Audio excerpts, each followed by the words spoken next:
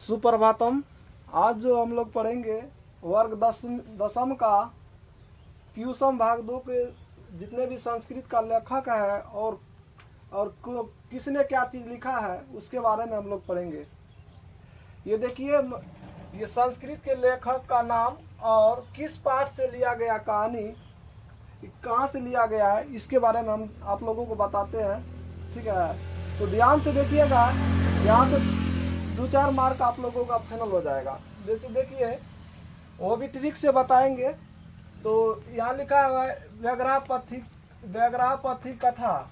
व्याघ्रापथी कथा का लेखक यानी कौन है और ये कहाँ से लिया गया है और सब कुछ मैं बताऊंगा। तो देखिए, व्याघ्रापथी कथा का लेखक है नारायण पंडित। ठीक है, आलस कथा का लेखक विद्यापति, कर्णस दानवीरता का लेखक भास, मंगलम पाठ का लेखक कौन है महर्षि वेदव्यास, भारत महिमा का लेखक महर्षि वेदव्यास, नीति श्लोका का लेखक कौन है महात्मा विदुर, मंदाकिनी वर्णम का लेखक कौन है महर्षि वाल्मीकि, कर्मवीर का लेखक कौन है। कर्मवीर क्या है, तो ये आधुनिक कथा है, यानी जो कर्म करने से वीर होता है उसकी कथा गाई जाती है।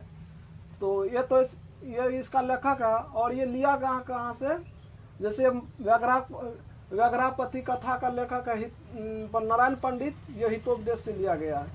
तो इसको आप ट्रिक से बताते हैं, आप लोग को ध्यान से देखिएगा, आज के बाद कभी गलत नहीं होगा। जैसे देखिए, जैसे हम बताते हैं वैसे समझते जाइए। व्याघ्रापथी कथा यानी व्याघ्रा का मतलब होता है बाघ, यानी एक याद रखना का बताते हैं, याद करने का। व्याघ्रापथी कथा के लेखक कौन है, तो नारायण पंडित। तो इसको याद रखना, व्याघ्रा मतलब होता है बाघ, नहीं तो याद रखना आपको कैसे। एक बाघ था, ठीक ना, वो क्या था, वो पंडित था। एक बाघ था, वो क्या था, पंडित था। और पंडित का काम क्या होता है, उपदेश देना। क्या होता है, उपदेश देना, यानी हितोपदेश से लिया गया। ठीक ना, देखो एक बाघ था, वो क्या था, पंडित था, और पंडित का काम क्या होता है, उपदेश देना। अगर आपसे पूछे व्याघ्रापथी कथा के लेखक कौन है, तो कहेंगे एक बाघ था, वो क्या था, पंडित था, यानी नारायण पंडित। और कहाँ से लिया गया है, तो हितोपदेश से। ठीक, अब देखो आलस कथा। आलस कथा के लेखक कौन है, विद्यापति। नहीं तो इसको याद कैसे रखेंगे, तो एक आलसी आदमी को विद्या नहीं आती है, नहीं आलसी आदमी को विद्या नहीं आएगी। अगर विद्या नहीं आएगी तो क्या होगा, परीक्षा में फेल कर जाएगा, करेगा नहीं। तो इसको याद रखने का तरीका क्या बोले, एक आलसी था, उसको विद्या नहीं आता है। आलसी को विद्या नहीं आता है और विद्या नहीं होगा तो क्या होगा, परीक्षा में फेल हो जाएगा। तो आलस कथा के लेखक विद्यापति, और कहाँ से लिया गया है, तो पुरुष परीक्षा से। ठीक है, और देखिए तीसरा में है कर्णस दानवीरता। कर्णस जो था, कर्णस यानी कर्णस क्या था, दान देता था। दान में क्या देता था, तो भास। तो आपको याद रखना है, भास का मतलब भात, यानी कर्णस क्या था, कर्णस दानवीरता भास, यानी कर्णस दानवीरता का लेखक भास। कहाँ से लिया गया है, तो कर्णभार से। तो इसको याद कैसे रखेंगे, कर्णस दानवीरता, कर्णस दानवीरता का लेखक भास है, और ये कहाँ से लिया गया, तो कर्णभार से। तो कर्ण जो था दान देता था क्या, भास देना, यानी भात देना, तो उसको क्या हो गया, एकदम भारी पड़ गया, यानी कर्णभार से। याद रहेगा। तो यानी इसको गलत याद रखना ताकि याद आ जाएगा कि कर्णस जो था दान देता था, दान में क्या, भास, और एक दिन भात देना है, उसको क्या हो गया, भारी पड़ गया, इसीलिए कर्णभार से लिया गया। तो देखिए, अब ये तो समझ गए। अब ये है मंगलम पाठ। मंगलम का लेखक कौन है, मंगलम पाठ का, तो महर्षि वेदव्यास। और ये कहाँ से लिया गया, पूछेगा किस पाठ से लिया गया, तो मुंडकोपनिषद से। तो याद कैसे रखेंगे, मंगलम पाठ के लेखक है महर्षि वेदव्यास, यानी मंगल कब होगा, जब वेद पढ़ेंगे। नहीं तो याद रखना, वेद मंगल कब होगा, मंगल मतलब होता है कोई भी काम अच्छा से हो जाना। तो मंगल कब होगा, जब वेद पढ़ेंगे तब। वो में कैसे, यानी मुंडकोपनिषद, यानी माथा पर रख करके। नहीं, याद करने का तरीका बता रहे हैं। वेद मंगल कब होगा, जब वेद पढ़ेंगे। वो में कैसे, तो मुंड को माथा पे रख के, मुंडकोपनिषद यानी माथा सिर पर। अब देखो भारत महिमा का लेखक कौन है, महर्षि वेदव्यास, यानी भारत महिमा। एक भारत का महिमा जो कौन सी, वेद में लिखी गई है। याद रखने का तरीका बताते हैं, भारत महिमा जो है कौन सी लिखी गई है, तो वेद में, और इसीलिए महर्षि वेदव्यास।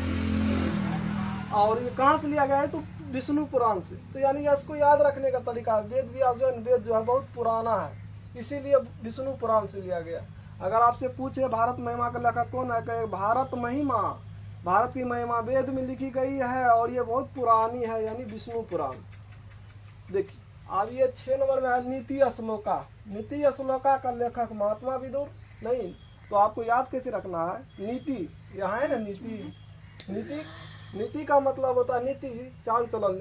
और नीति कौन बनाता है, तो याद आपको रखना है, अगर एग्जाम में आ जाएगा नीति श्लोक के लेखक कौन है, तो नीति कौन बनाता है, आपको मन में सोचना, नीति कौन बनाएगा, महात्मा सब बनाता है ना, महात्मा। और महात्मा बनाता है, लेकिन हम लोग क्या होते हैं, नीति पे नहीं चलते, यानी विदूर, यानी इससे दूर हो जाते हैं, है ना, दूर। आपको याद रखना है। और कहाँ से लिया है, महात्मा विदुर है तो विदुर नीति से लिया गया है। विदुर है तो कहाँ से लिया गया, विदुर नीति से। अब ये देखिए 7 नंबर में कह रहा है मंदाकिनी वर्णम। मंदाकिनी वर्णम का लेखक कौन है, तो मंदाकिनी में कौन, मंदाकिनी एक नदी है, नहीं, मंदाकिनी में स्नान कौन करेगा, महर्षि यानी ऋषि सब ना। तो याद रखना है, मंदाकिनी नदी में कौन स्नान करने जाता है, तो ऋषि सब, यानी वाल्मीकि, यानी बाल धोने के लिए कौन जाता है, तो वाल्मीकि, महर्षि वाल्मीकि। कहाँ से लिया गया है, तो रामायण से। नहीं, मंदाकिनी एक नदी है, वहाँ ऋषि सब क्या करते हैं, बाल धोने जाते हैं, इसीलिए महर्षि वाल्मीकि। और कहाँ से लिया गया, तो रामायण से। अगर रामायण का लेखक भी पूछे तो कौन है, महर्षि वाल्मीकि। कर्मवीर, कर्मवीर यानी कर्म से जो वीर करने में अच्छा होगा उसको कथा गाया जाता है, नहीं, तो इसीलिए आपको याद रखना है, कर्मवीर यानी जो कर्म से वीर होगा उसकी आधुनिक कथा गाई जाएगी, इसीलिए उसका नाम है, क्या है, कर्मवीर, आधुनिक लघु कथा। बोलो याद हुआ कि नहीं हुआ, तो एक बार फिर बोल देते हैं। एक बाघ था और क्या था, वो पंडित था। पंडित का काम क्या होता है, उपदेश देना, इसीलिए व्याघ्रापति कथा का लेखक हो जाए नारायण पंडित। और कहाँ से लिया गया, तो आपको बोलना एक पंडित था, वो सबको उपदेश देता था। 2 नंबर में अलस कथा पाठ का लेखक कौन है, विद्यापति। नहीं, आलसी लोगों को क्या होगा, विद्या नहीं होगा, नहीं, याद रखना। तो विद्या नहीं होगा तो क्या होगा, पुरुष परीक्षा यानी परीक्षा में फेल हो जाएगा। ऐसे याद रखिएगा, हम तो एग्जाम टाइम में बहुत अच्छा हेल्प करेगा।